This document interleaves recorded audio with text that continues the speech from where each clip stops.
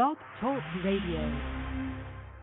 America Meditating Blog Talk Radio Show. We collect wisdom, hear stories, and inspire each other. I'm Sister Jenna. Tune in live from Monday through Friday at 8 a.m. We are very happy to welcome Dr. Chaffee, who is a former Silicon Valley technology startup expert. And she left the corporate world in 2002 to start her own multi-million-dollar real estate development and coaching company. She's taught business plan, writing workshops to hundreds of low-income women and helped turn their lifelong dream into a reality. But a tragedy happened in 2006. It resulted in a complete loss of just about everything, including her business, clients, assets, and even her physical well-being. She withdrew to the Swiss and Italian Alps to embark on a 7-year inward journey, and in 2012, she was urged to come out of her life of solitude and move to Sedona to share a most urgent message with the world. She was forced not only to rebuild her professional life, but to completely reinvent herself, her purpose, and including her health. Today she works as a metaphysician and international spiritual business consultant and runs a private worldwide spirituality community dedicated to the evolution of the soul. She's a speaker and creator of several personal development study-at-home programs and is also the published author of 3 books, including Quantum Love Twin Flames, and on the America Meditating Radio Show, we are delighted to have Dr. Chaffee on. Hello, how are you? I'm doing good. It's great to have you, be with you here today, Sister Jenna. Yes, it's really nice. I know earlier on we were trying to get the show together, but there were some technical issues. So I am so glad that we are able to really connect. Yes. Dr. Chaffee, many of us go through so much in the journey. And when you're at the top of the game, which is what it seems like you were, back in the early 2000s, there must have been something going on in you, for you, around you, where it was just overwhelming. What was it that offered you that thought that broke you away from what you knew and took you to the Swiss Alps, where you stayed there to figure something out about you? And how did that emerge from you, like 7 years later? What was the story 7 years later? Could you take us back there? Yeah, absolutely. No, I think what really happened is that, as you call it, the top of the game, I really felt myself to be on the right track and giving to people and donating a lot of money and a lot of time. I was a grief and suicide hotline counselor, and I was really keeping myself balanced between the business world and the making money world, and then also giving back to the community, and I felt like I was on the right track. But the truth is that because I've had those near-death experiences, that I was really living a double life, and that life, the unseen life, really did not have a chance to come forward. It was something that I kept to myself because I felt like the world was not wanting to hear about it. It's, how can you even prove it? And I was so stuck in the intellectual world and in the world of business where you can prove things with pie charts and statistics, that going the other route was really not something that I felt like I could bring into the world. But as we know, God works in mysterious ways. When things don't turn out the way that you think they need to turn out, and you have the rug pulled from under you, it's a really nice way, painful way also, of going back to the drawing board and figuring out who are you really and why are you here, and this is what happened to me.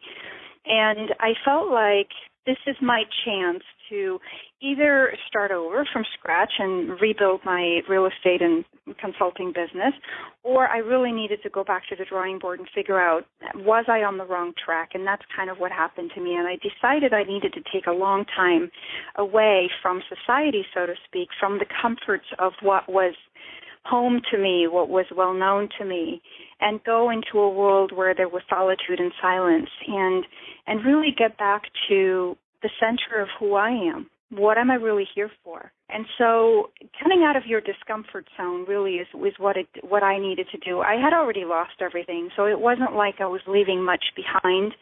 My daughter was here. She became an adult at that time, But all my family was in Europe, and I didn't want to be with family. I wanted to actually go away and be completely submerged in the Alps of Switzerland and Italy, and just be with God and talk as little as possible, or not at all, and do a lot of writing and a lot of introspection and a lot of meditating. And suddenly I heard the message that I needed to come back to the United States, and I needed to unfold on a completely different journey than I had ever been on before. So it was a complete reinvention.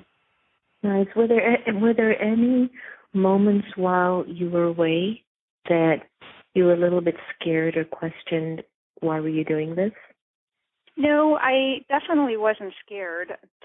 Not of why am I doing this, or am I in the right place. The thing that worried me from time to time was, what if I will never find the answer of why I'm here? What if I will go year after year after year not knowing why I'm doing what I'm doing, which was being stuck in the Swiss Alps and the Italian Alps, being, in silence and solitude.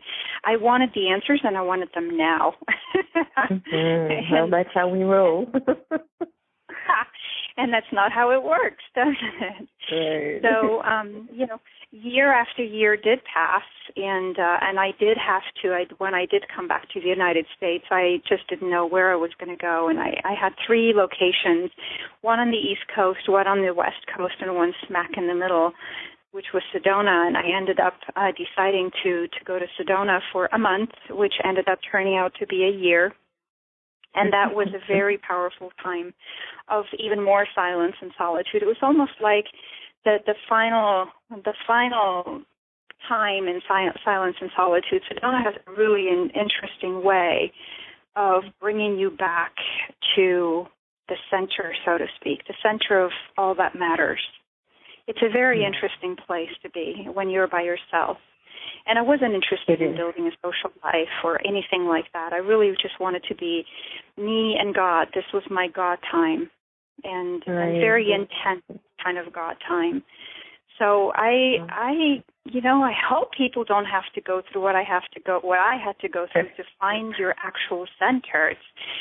Oftentimes I want to tell people, you don't have to disappear for 7 years. I had to, but prayerfully, other people don't have to go through that much silence and solitude, but I wouldn't trade a day.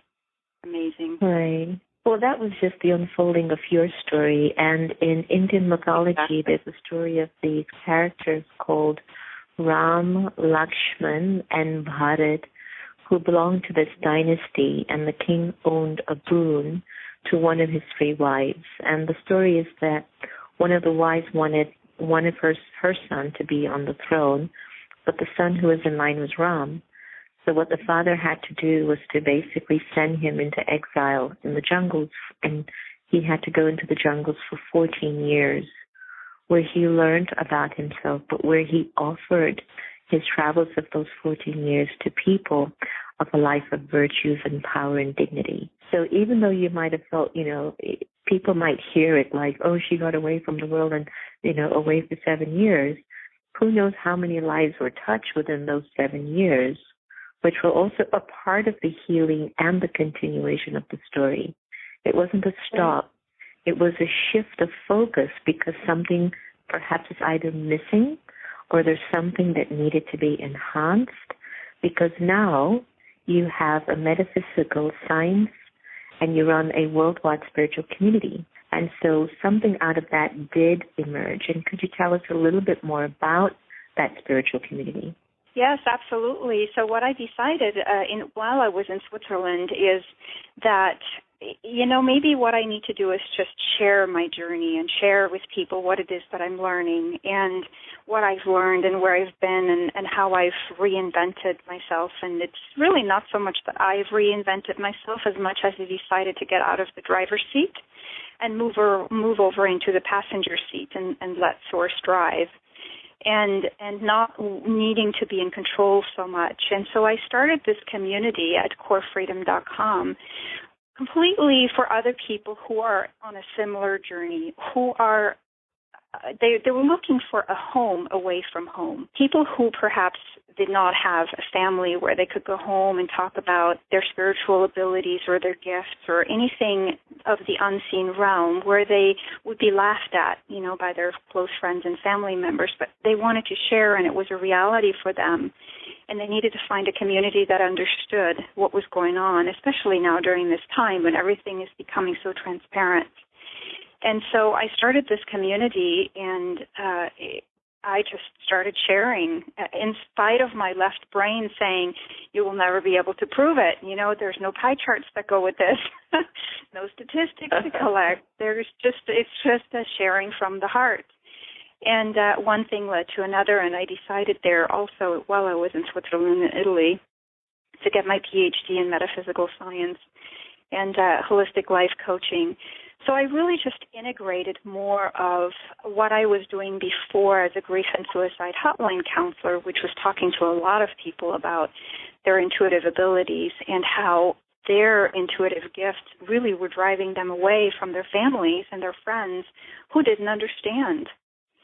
And I really understood where they were coming from. And so to merge into a brand new life and into a brand new expression of life was really what my personal journey was about. But then to also being able to give this to other people and let people know, no, you're not crazy. This is a part of what we're going through right now. And the young people, the children, the babies especially, they come in with this, and they even more so than, perhaps our generation, some of the older generations. And so it's really important that we learn this, that we accept this and not squash it, so to speak. Right. Nice.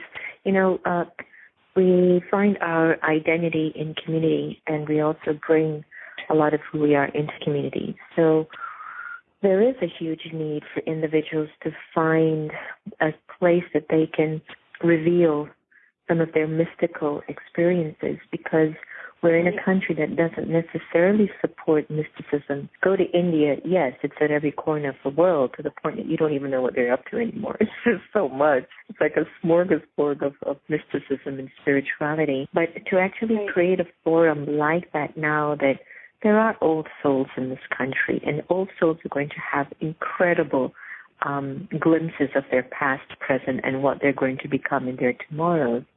So definitely, to create a forum like that is extremely needed, and we congratulate you for actually bringing that back to us.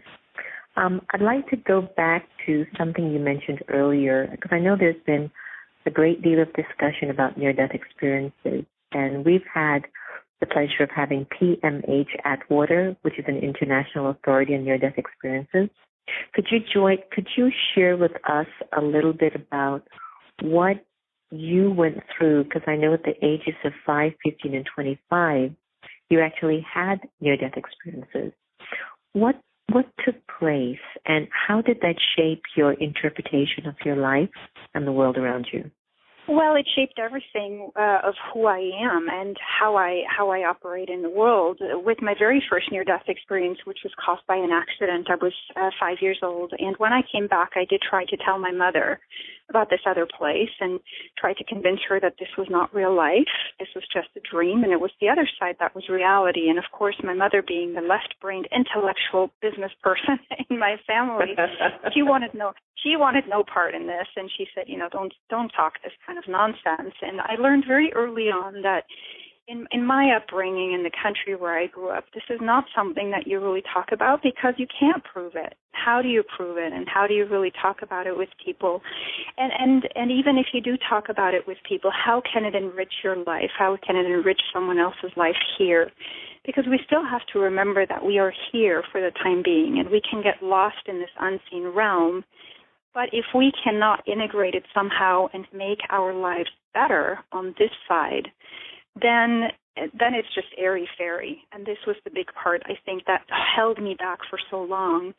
I needed to find a use for it. And for me personally, my life definitely changed overnight. I became instantaneously introverted and very shy. I wasn't before, And I just became a lot more observing of the world around me, the people, and especially nature, and I became incredibly drawn to nature. I wanted to spend every minute that I could in nature, and I still do to this day. And with my second near-death experience at the age of 15, that was my big one. I was in the hospital for a while, and I was out for a while, and it was a very intense experience that definitely left me.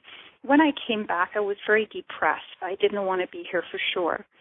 But I also knew that I couldn't take my life and go back to this place, that there would be dire consequences if I did that. It's just there was a knowing, there was the intuitive channels opened with every experience. They just opened more, and they opened in a way where life on this side became very difficult for me, wanting to be here, not knowing how to really function, because I knew that this was just a dream and it was just, going to end eventually, and that the real life then was going to start when we shed this body again.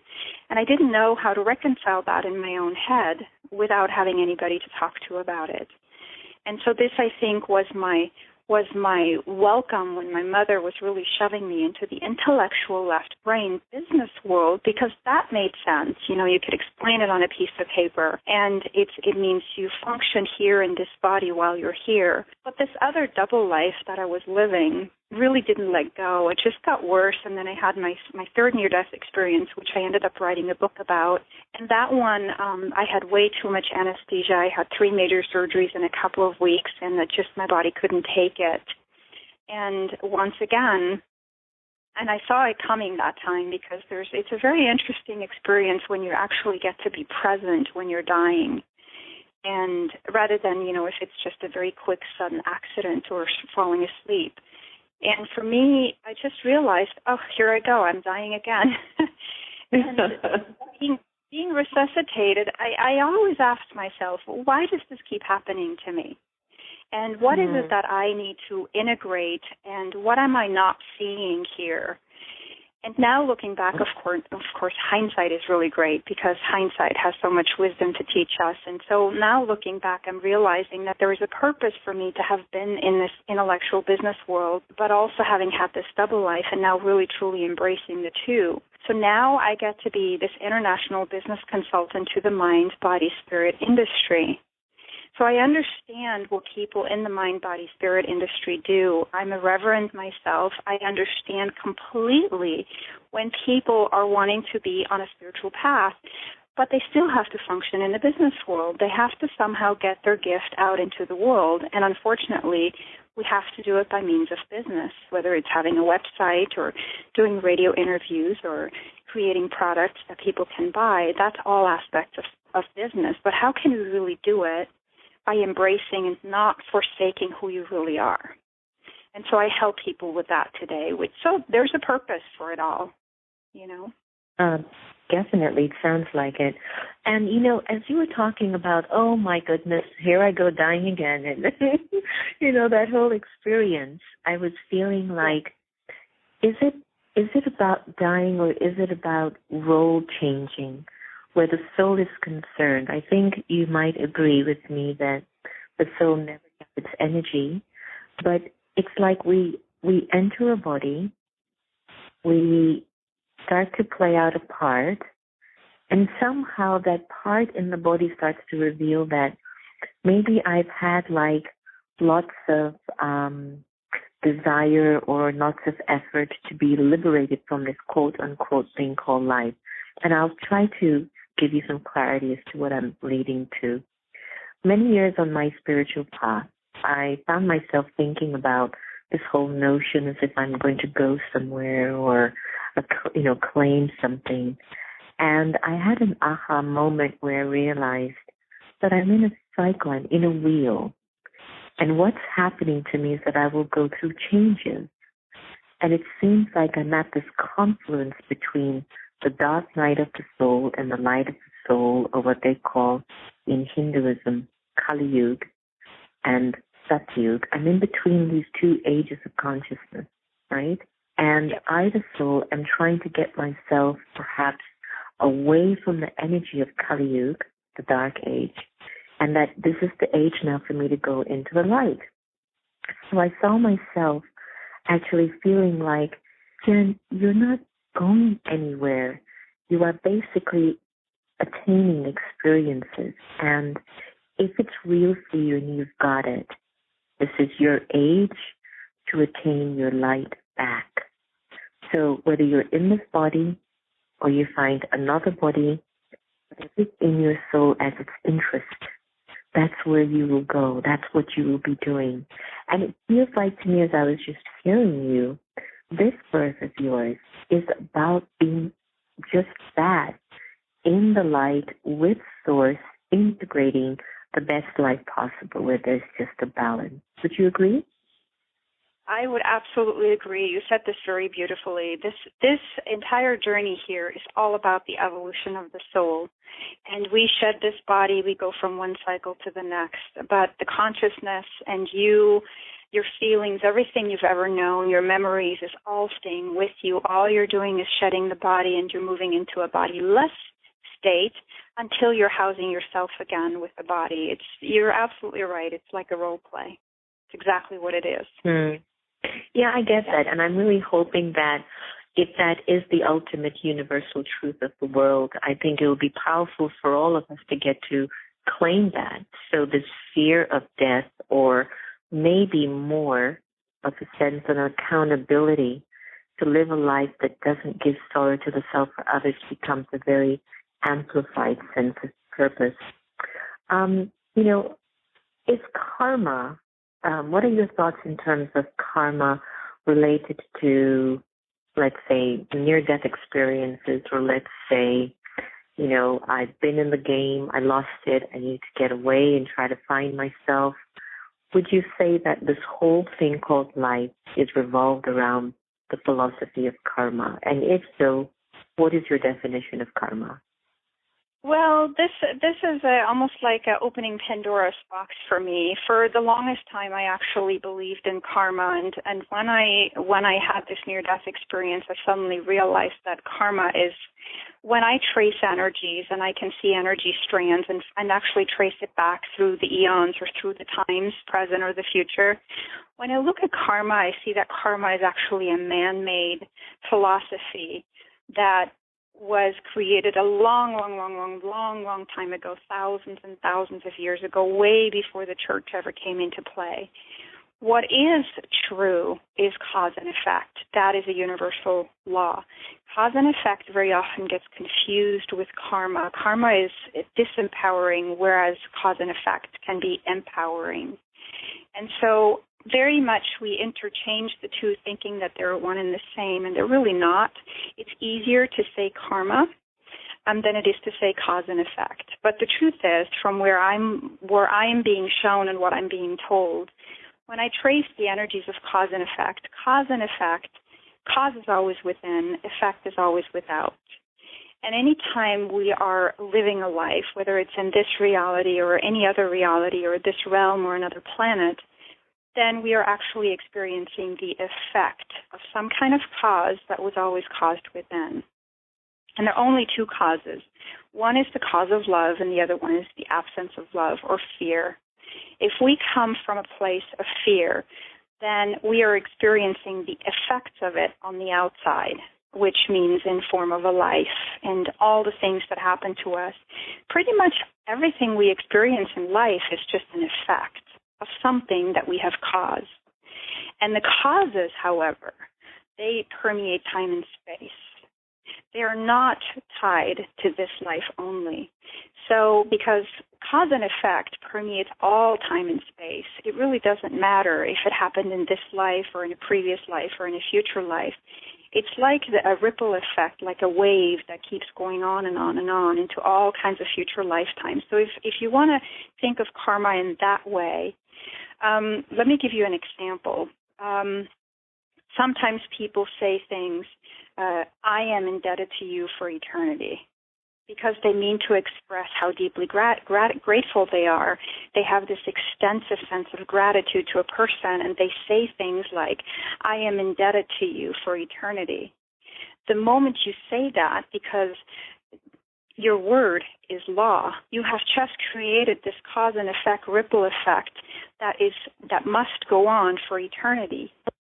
we have to be extremely careful with what we say, because what we say comes from what we feel within. So even though this person may have felt incredibly grateful for whatever they were given in that moment, if you are feeling that the gratitude can only be paid back by staying eternally grateful to that person, then what will happen is that every incarnation that you're going through, this person will show up to you again and again and again, and you will have to get one opportunity after the other to consistently show gratitude to this person, because you once, a long time ago, said, I am eternally grateful for you.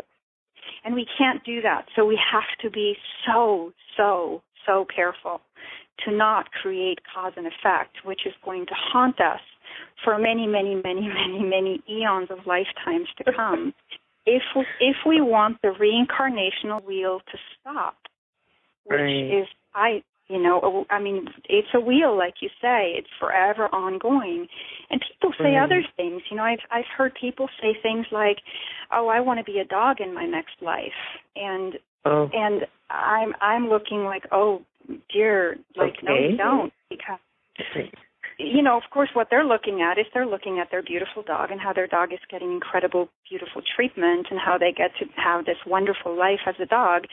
But what they're not thinking through is that you can come back as a dog, but you may be coming back as a mistreated dog.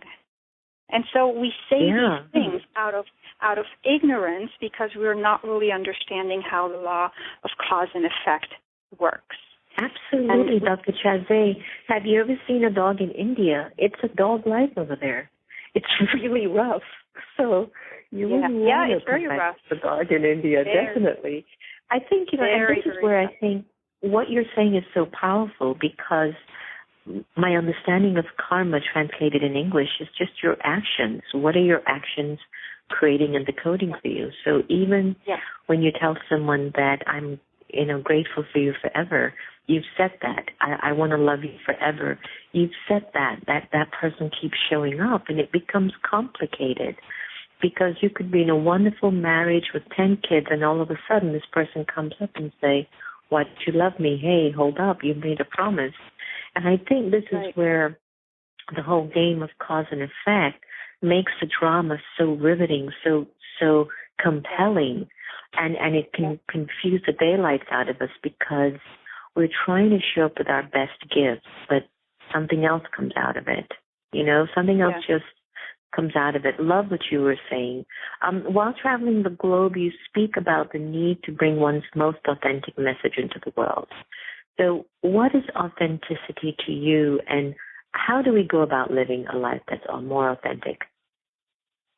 For me, being authentic means to always stay in the moment and speak from your heart and not from your head, and to really be about your purpose. And I think especially people in the United States have lost what it really means to live your highest purpose.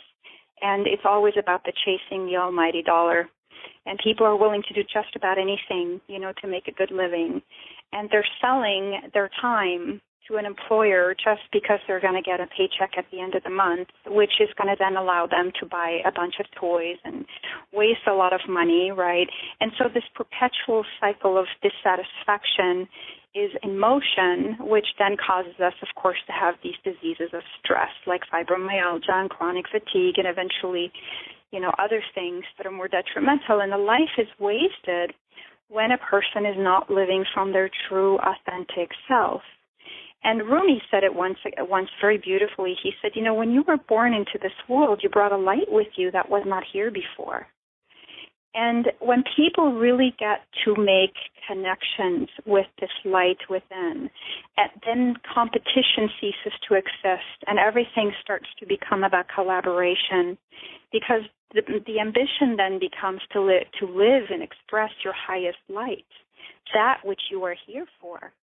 And then it doesn't matter anymore whether or not you make a little money or a lot of money. It just matters that you are about your highest purpose, and money will just be a byproduct of an energy to support you in your most authentic path.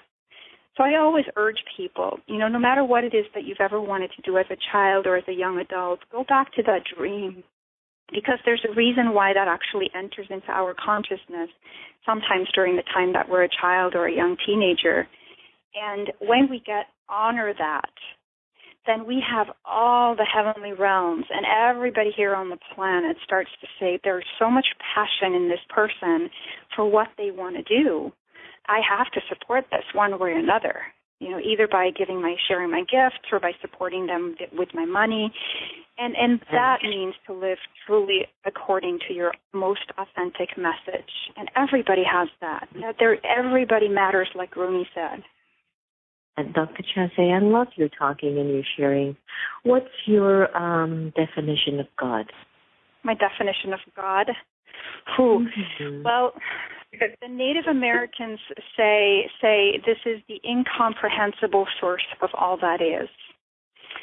And to me, if I were to describe it from a left-brained scientific point of view, I guess, I would take Walter Russell's explanation. He's the founder of the science of philosophy, the University of Science and Philosophy, and he says, source is static, white light, immovable and just, never moving, just always static.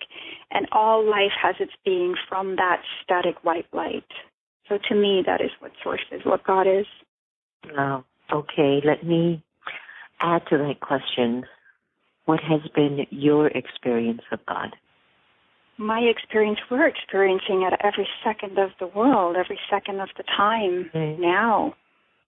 To me, you have your expression in God. We have this time. We have the choice to do and be whatever we want to be within this incomprehensible source. So we take a lot of responsibility with how do we express ourselves, and is that truly in the highest benefit of everybody around us? I like that.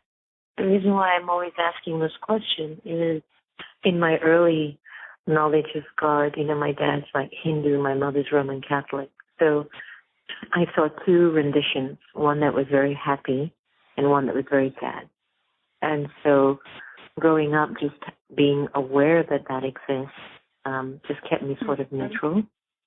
And when I got into my path of Raj Yoga, I was given the introduction that God is the supreme light, supreme source, the ocean of love, the ocean of peace, and it's a point. So as I was growing into my own spirituality, I would focus from within that there is this energy that exists beyond the material. It's an energy of consciousness.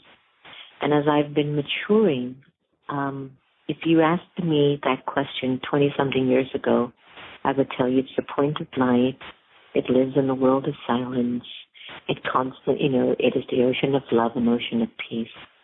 And today, for me, the understanding of God as an experience is when I'm in a very pure place within myself, and I'm cognizant that the supreme energy of love is constantly existing in the universe and consciousness.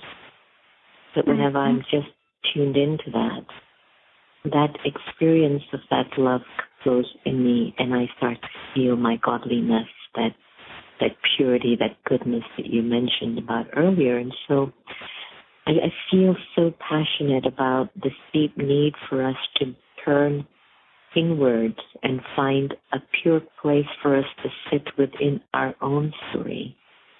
And then to emerge the connection of this beautiful being that is constantly on, constantly on, like the sun is constantly on. It's just, where am I located to receive its light? And so where am I located within my own state of awareness to receive this beautiful, loving, gentle light? And it has been coming to me. It's just this pure, gentle, loving source. And if I'm just tuned into that, I return to that which I am, pure, loving, and the gentle source.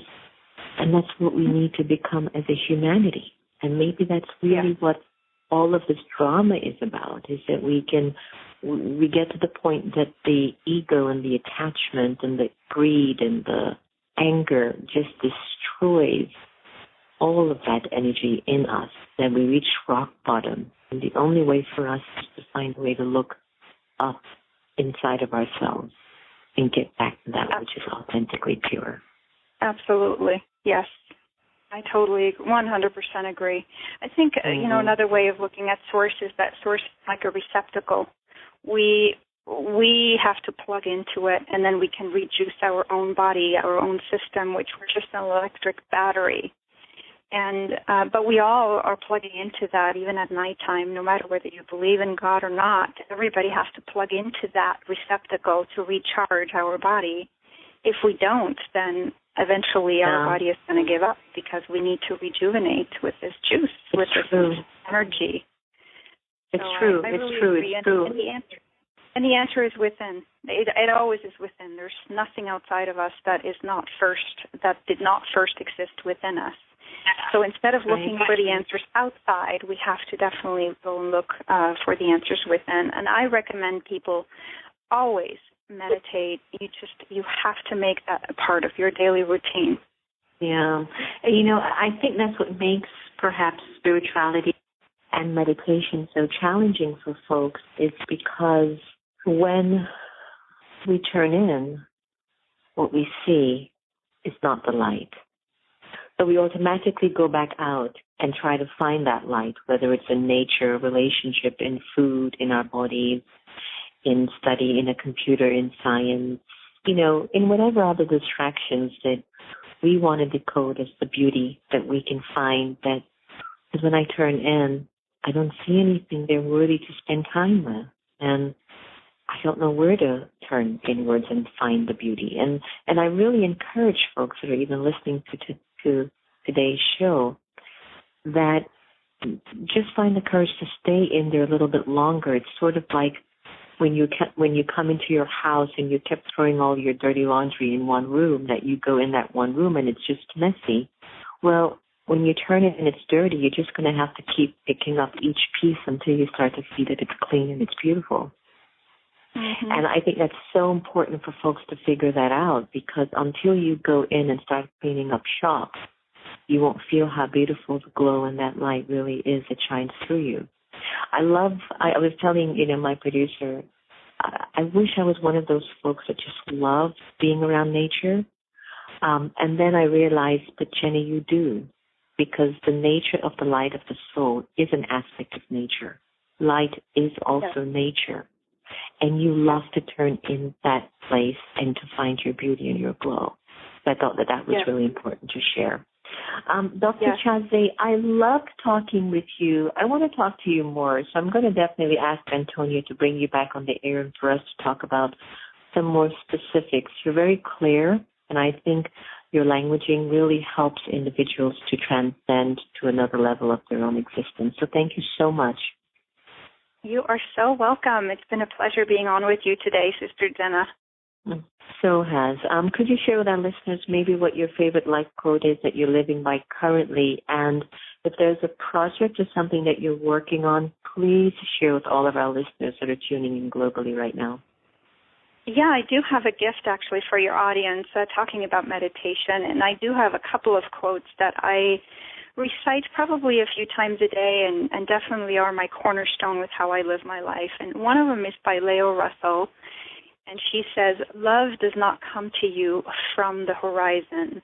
Love spreads from within you, far beyond the horizon." So this always brings me back to remembering that I can't wait for love to happen from the outside, but it really starts from within me, and then I can spread it to the world out there. And my other second favorite quote, of course, is by Mahatma Gandhi, and he says, "Do not speak unless you can improve upon the silence." Beautiful. Beautiful. Could you give us your website information? Yes, and the gift that people can actually go to is at corefreedom.com/gift. And it is an ebook teaching people. It's the Master Key, which definitely helped me many decades ago in drawing within and sitting and really learning how to master my mind or attempt to master my mind. It's busy bee up there, right? To get somewhat joy of sitting and really drawing within. So it's corefreedom.com/gift. Beautiful. Dr. Chaffee, thank you so much for joining us on the America Meditating Radio Show, and all the very best. We'll definitely keep in touch. Thank you. Wishing you the same, Sister Jenna. Thank you. Bye-bye. Bye. So beautiful, you step out to step in. Just step out to step back in. They say you disconnect to reconnect. And Dr. Chaffee definitely did that, and she brought back many gifts with her. If you happen to be just going through one of those moments where it's just like you can't figure it out, and don't be afraid to just step out, but with the intent that you're really looking to really step back in at a deep level. We want to thank you for joining us on the air today and listening to Dr. Chaffee. Please feel free to go to her website, corefreedom.com, and get her free gift, her ebook, and keep in touch with her. She's got a beautiful spirit that I could definitely pick up in today's interview.